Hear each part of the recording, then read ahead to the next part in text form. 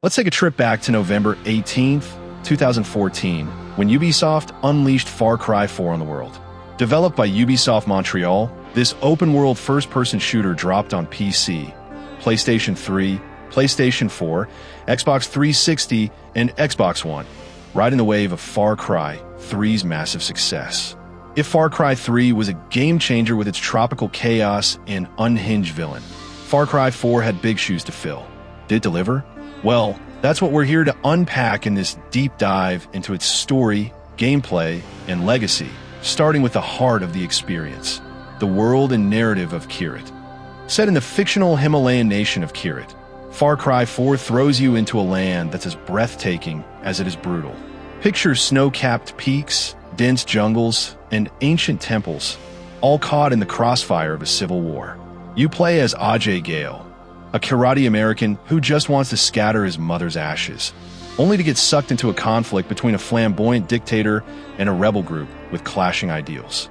It's a story of loyalty, betrayal, and impossible choices, and it sets the stage for everything that makes Far Cry 4 unforgettable, or, for some, a bit frustrating.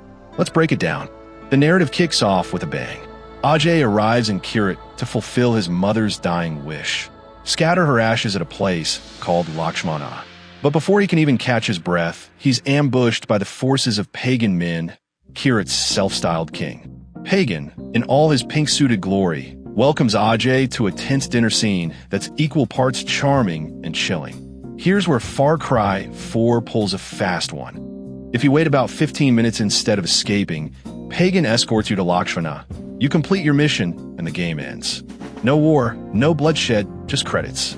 This secret ending is a bold move, teasing the idea that maybe violence isn't the only path.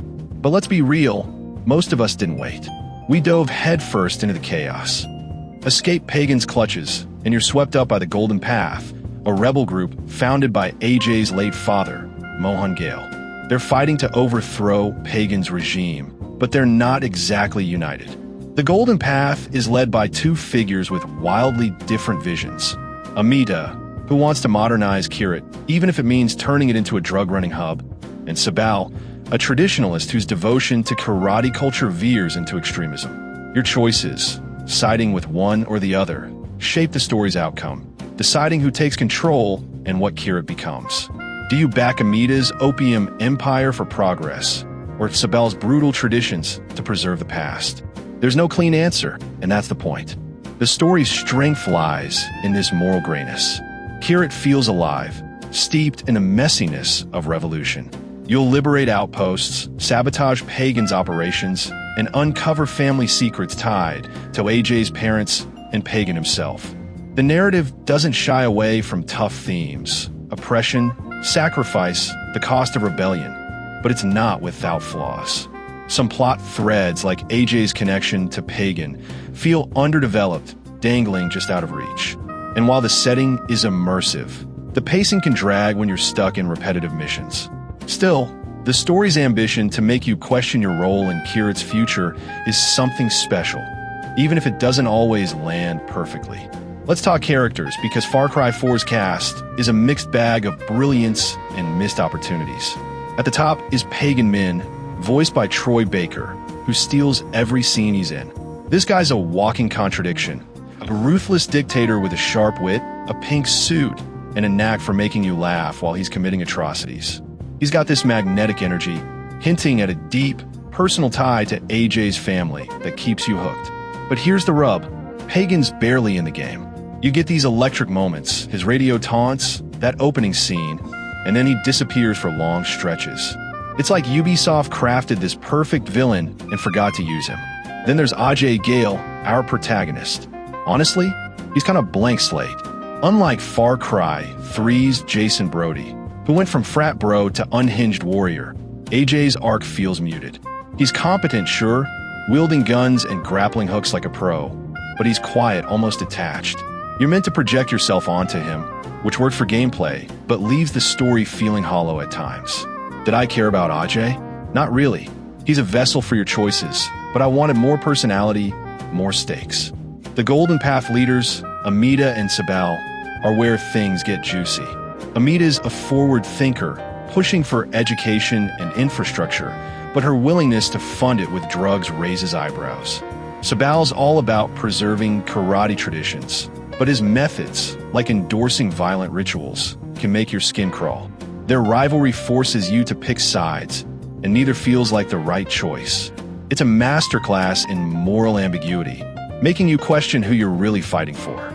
But their constant bickering can wear thin, and the game doesn't always give you enough context to feel fully invested in their cause. When Far Cry 4 hit shelves, critics and players were mostly on board. Reviews, like those on Metacritic, gave it high marks, think mid to high 80s, for its stunning world and ambitious narrative. Kyrat's beauty and the freedom to shape the story were big wins. Pagan Min was a universal highlight, with fans praising his charisma, even if they wanted more of him. But the story itself? That's where things got divisive. Compared to Far Cry 3's gripping descent into madness, Far Cry 4's plot felt less personal. AJ's lack of depth drew criticism, and the bleak endings, no matter who you choose, left some players cold. It's a story that dares to be complex, but for every fan who loved its realism, another felt it didn't quite stick the landing. That's the foundation of Far Cry 4, a story of rebellion, tough choices, and a world that's as captivating as it is unforgiving. But what makes this game truly shine isn't just its narrative, it's how you interact with Kyrat. From riding elephants to soaring over mountains, the gameplay takes everything to the next level. In the next part, we'll dive into the mechanics, the open world, and what made exploring Kyrat so addictive. Stay with me. This is where the fun really begins. Now that we've explored Kyrat's story and its colorful cast, it's time to get to the heart of what makes Far Cry 4 such a thrill: the gameplay. This game isn't just about picking sides in a civil war. It's about tearing through a massive, living world with an arsenal of weapons, vehicles, and some seriously wild tricks up your sleeve. From the moment you step into Kyrat's rugged terrain, Far Cry 4 hands you the keys to a chaotic playground. Let's break down what makes this open-world adventure so addictive, from its core mechanics to the unique features that set it apart. Kyrat is a beast of a setting, and the gameplay is built to let you explore every inch of it. The map is massive, stretching from misty valleys to dizzying mountain peaks, with rivers, caves, and villages tucked in between. Unlike the tropical sprawl of Far Cry 3, Kyrat's verticality changes the game. You're not just running across flat islands. You're climbing cliffs, ziplining across chasms, and grappling up rocky outcrops. The world feels alive, with wildlife prowling, locals going about their day, and enemy patrols ready to ruin yours. Exploration is a core pillar. You'll stumble across hidden caves, ancient ruins, and propaganda posters begging to be torn down. The game rewards curiosity with collectibles like masks and letters that flesh out Kyrat's lore, plus loot chests stuffed with cash and gear. Fast travel points, unlocked by climbing radio towers, a Far Cry staple, make getting around easier, but half the fun is just wandering. Whether you're hiking through a snowy pass or sneaking through a jungle, Kyrat's diversity keeps every journey visually spectacular. Combat in Far Cry 4 is where things get spicy. You've got a ridiculous arsenal at your disposal. Assault rifles, shotguns, bows, flamethrowers, even a mortar launcher if you're feeling extra. The game lets you tackle encounters however you want. Go loud with explosions or ghost through with stealth. Outposts, those enemy strongholds dotting the map, are the perfect sandbox for this. You can snipe from a hill, sneak in a plant C4, or roll up with a grenade launcher and no plan at all. Each outpost feels like a puzzle, with alarms to disable, reinforcements to worry about, and animals that might crash the party. More on that soon. The skill tree adds another layer. You earn points by completing missions and challenges, unlocking abilities like faster reloads, better stealth, or the ability to take down enemies from a moving vehicle. It's split into two paths: Tiger for aggressive play, Elephant for survival, so you can tailor AJ to your style. Want to chain takedowns like a ninja? Go for it. Prefer mowing down enemies with a mounted gun? That works too. This flexibility makes every fight feel fresh, even dozens of hours in. What really sets Far Cry 4 apart are its unique mechanics. Let's start with the elephants. Yes, you can ride freaking elephants in a battle. These giants can smash through gates, toss enemies like ragdolls, or just clear a path through a firefight. It's as absurdly fun as it sounds, and it's a perfect example of the game's willingness to lean into its wild side. Then there's the wingsuit, letting you glide off cliffs for a quick escape or a dramatic attack. Pair it with the grappling hook for some Spider-Man-level traversal, and you're zipping around Kyrat like an action hero. The gyrocopter is another standout. This rickety little chopper lets you rain death from above, or just soak in the view as you buzz over the mountains. It's not perfect, handling can be a bit wonky, but it adds a whole new dimension to exploration. And let's not forget the wildlife. Kyrat's ecosystem is a chaotic force. Leopards, rhinos, and bears can turn a stealth mission into a disaster if you're not careful. You can even bait enemies with animal corpses to draw predators, creating some hilarious and deadly distractions. Then there are the Shangri-La missions, a total curveball. These side quests drop you into a mystical realm, armed with a bow and a spectral tiger, solving puzzles and fighting demons in a dreamlike version of Kyrat. They're slower paced, almost meditative, with vibrant visuals that feel ripped from a myth. It's a bold departure from the main game's chaos, and while not everyone loved the shift, it adds a unique flavor that's pure Far Cry 4. The game doesn't stop at solo play. Far Cry 4 offers a drop-in, drop-out co-op mode called Guns for Hire, where a friend can join to help conquer outposts or hunt. It's seamless, letting you share Kyrat's madness without splitting the story. The map editor is another gem, letting you craft custom outposts and share them online. Want to build a fortress packed with snipers and tigers? Go for it.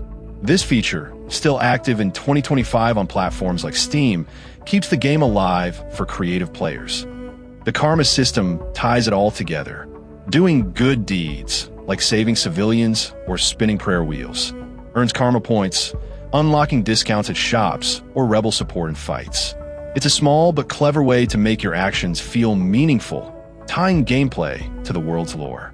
Combine that with side missions like races, hostage rescues, and bomb defusals, and you got a game that begs you to keep playing. What makes Far Cry 4's gameplay click is its balance of freedom and structure. The open world gives you endless ways to approach every goal, but the mechanics are tight enough to keep things cohesive. Whether you're liberating a fortress with an elephant or gliding into a camp with a silenced pistol, the game feels like it's saying, "You got this, do it your way." It's not perfect. Some missions, like tailing enemies, can feel repetitive, but the sheer variety keeps you hooked. We've explored Kyrat's wild gameplay and sprawling world, but now it's time to circle back to the narrative that holds it all together. While we touched on the broad strokes of Far Cry 4's story earlier, Ajay Gale's return to Kyrat, the Civil War, and the key players, today we're diving deeper into the storyline itself. How does it unfold? What themes drive it? And how do your choices shape the fate of a nation? Let's unpack the narrative structure, its moral complexities, and why it left such a lasting impression, for better or worse. The storyline of Far Cry 4 begins with a deceptively simple premise. Ajay Gale lands in Kyrat to scatter his mother Ishvari's ashes, only to be swept into a conflict he didn't ask for. After the iconic opening with pagan men, where you can choose the secret ending and walk away, the real journey kicks off as Ajay joins the Golden Path.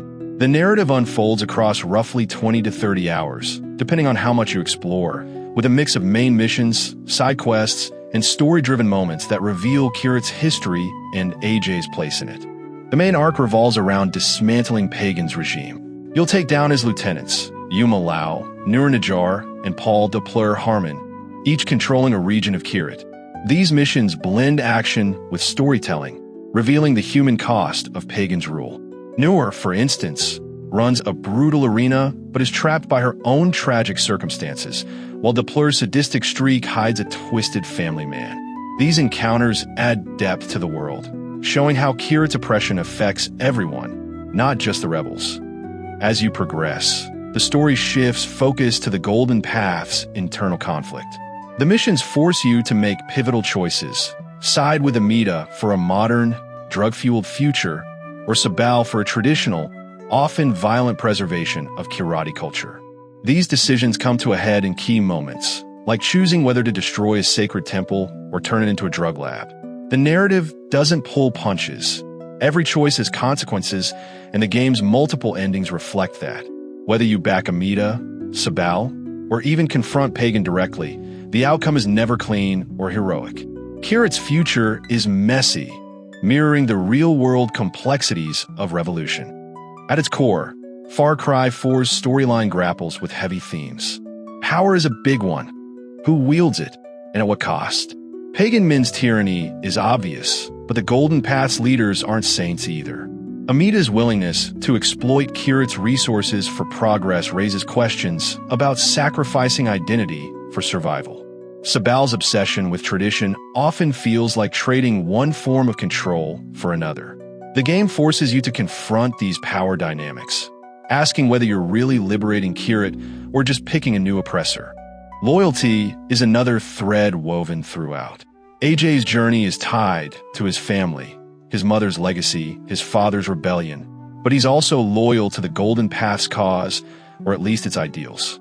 Yet the more you learn about Mohan Gale's past and his ties to Pagan, the more you question where loyalty lies.